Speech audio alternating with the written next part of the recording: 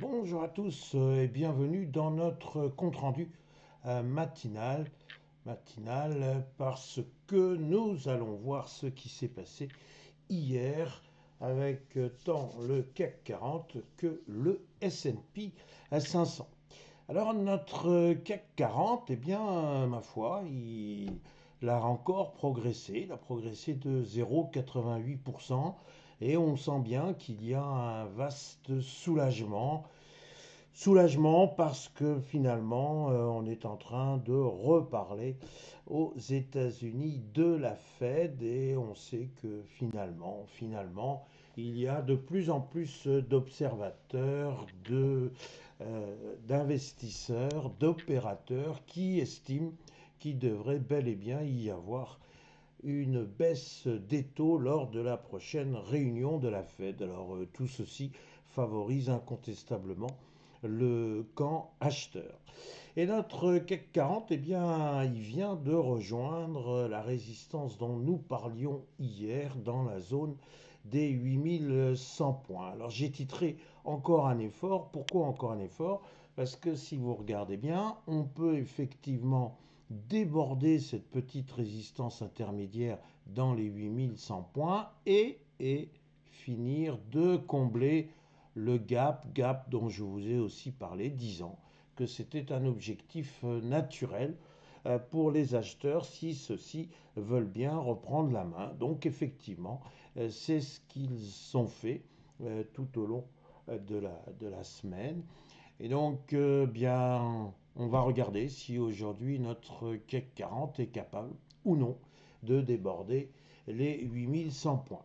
Alors, il faut effectivement souligner qu'aujourd'hui, nous allons être orphelins puisque pour les Américains, c'est une journée et demie de congé qui s'annonce. On peut même dire que les Américains se sont mis en congé depuis hier soir et qu'ils reviendront maintenant que lundi. Bon, cela étant, il y a aujourd'hui donc une journée totalement fériée et vendredi matin, il y aura une demi-journée.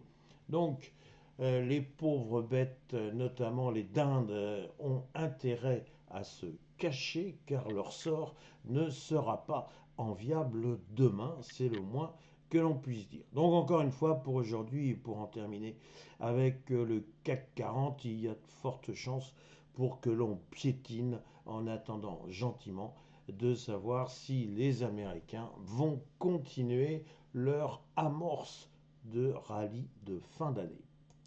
Donc notre S&P 500 maintenant, eh bien, lui, non seulement il est en pleine forme, mais vous pouvez observer que cela fait maintenant quatre belles bougies vertes d'affilée.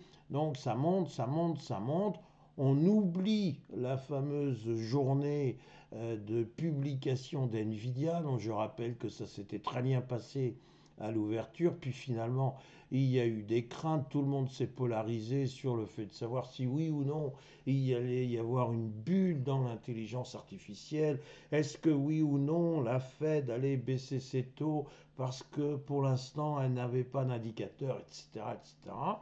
Changement, mais alors total d'humeur de la part des opérateurs américains, mais non, il n'y a pas de crise de l'intelligence artificielle. Tout va bien, Madame la Marquise. Et puis, non seulement tout va bien, mais maintenant, il faut se polariser sur uniquement la Fed. Il n'y a pas véritablement d'inflation, ou s'il y a une inflation, elle doit passer un petit peu au second plan. Le premier plan, c'est bel et bien l'emploi et donc le soutien qu'il faut apporter à la croissance économique américaine. Donc, fort de ce constat, eh bien, les acheteurs se sont ouverts un véritable boulevard. Et ce qui est très intéressant, c'est qu'ils viennent de faciliter le débordement de la résistance des 6770 points. Ce n'est pas pour vous une résistance inconnue, puisque j'en parle depuis déjà plusieurs séances et qu'encore hier matin, je disais que maintenant, la question était de savoir si le S&P 500 avait la capacité ou non de déborder les 6770 points. Alors, c'est bel et bien le cas. Mais encore une fois, aujourd'hui, donc, il ne se passera rien. Vendredi, il ne faut pas attendre quand même de gros efforts de la part des acheteurs. Nous sommes donc quelque part en congé jusqu'à lundi matin. Mais ce que l'on peut constater, c'est que si la résistance des 6770 points, je l'ai encore laissée en tant que résistance, si elle se transforme de nouveau en support, vous voyez qu'on n'a pas véritablement d'obstacle pour aller rejoindre les plus hauts de l'année. Alors on verra bien si l'hypothèse que j'émets déjà depuis de nombreuses séances, à savoir que l'année 2025 serait terminée, on va voir si je subis un cinglant démenti avec une élévation des cours au-delà des 6920 points pour l'instant, et gageons que le S&P 500 a envie de se maintenir au-dessus des 6770 points.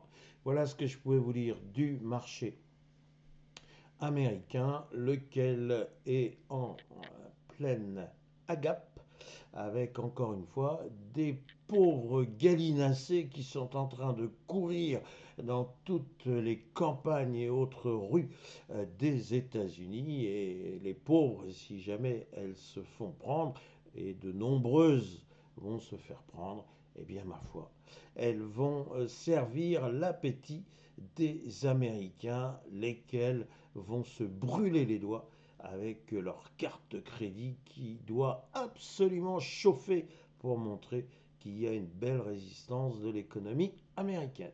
Voilà mes réflexions du jour. Il me reste à vous souhaiter une excellente journée, une excellente séance, et vous rappeler encore qu'il y a un événement d'importance le 6 décembre à Bordeaux.